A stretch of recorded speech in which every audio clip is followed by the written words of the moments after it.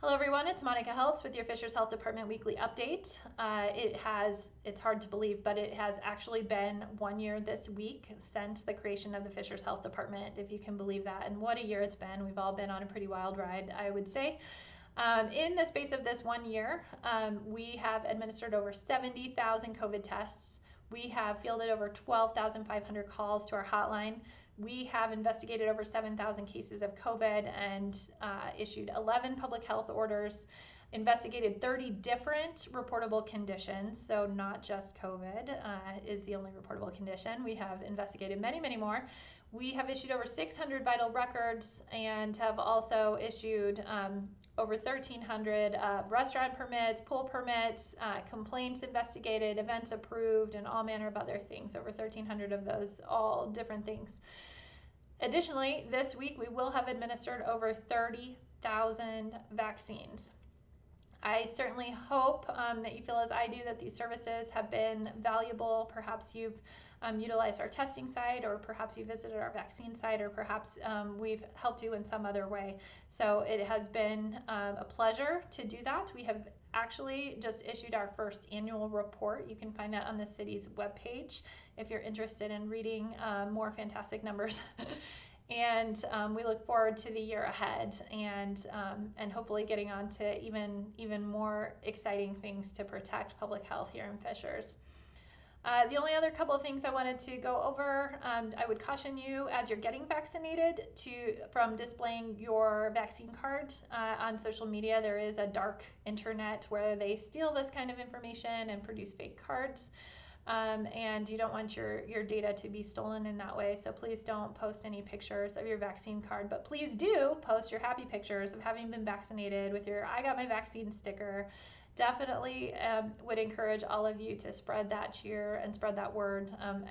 Again, we are looking for an 85% goal for Fishers residents. We're tracking that by every age group, and that is the best way to get us to herd immunity and to lead this state through this pandemic and show everybody what Fishers residents can do and get back to normal.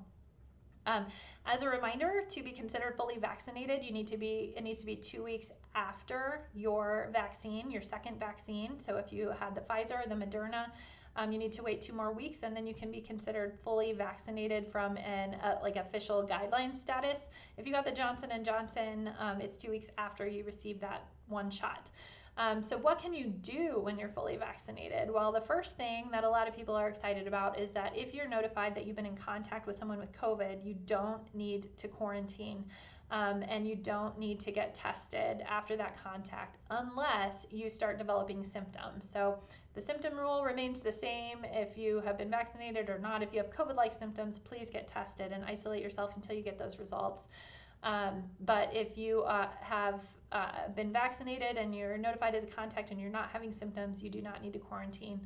You also may not need to get a test before travel or upon return, depending on the location of where you have traveled to or from. So I would have you check those guidelines to make sure that that's still in place, but fully vaccinated people generally do not need to do that, so you will need to travel with your vaccine card in that case. We still would, of course, advise you to check the location you're going to for their COVID rates. The CDC has a great tracker. They have issued some additional travel warnings as we've seen cases spike in many areas of the world. India has been in the news lately, but a lot of Europe has been having increased case rates and that sort of stuff. So I still would urge caution on that, but you can check all of that data on the CDC's website if you plan to travel, and you can do it by destination. We still advise that you wear masks, distance, and sanitize and do all those same things that you've been doing if you're vaccinated, if you are gathering with individuals from multiple households and not all of those individuals have been vaccinated. So if you're in that kind of scenario, I would still recommend taking the same precautions.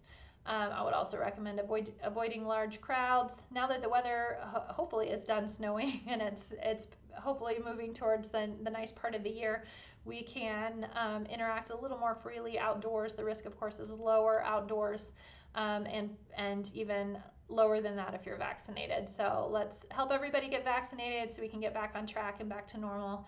It's been such a year, everybody. Feel free to reach out if you have any questions. Thanks so much for listening. Good night.